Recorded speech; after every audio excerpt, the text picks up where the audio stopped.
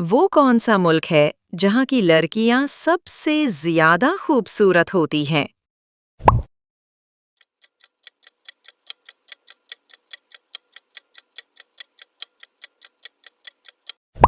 सही जवाब, यूक्रेन। वो कौन सा मुल्क है जहाँ साल के 6 महीने दिन और 6 महीने रात रहती है?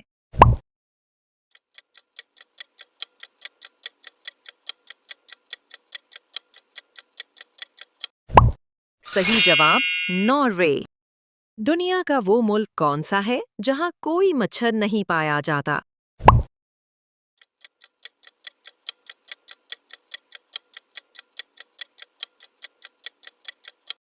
सही जवाब, आइसलैंड।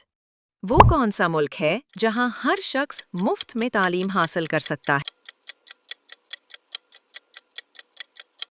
सही जवाब, फिनलैंड।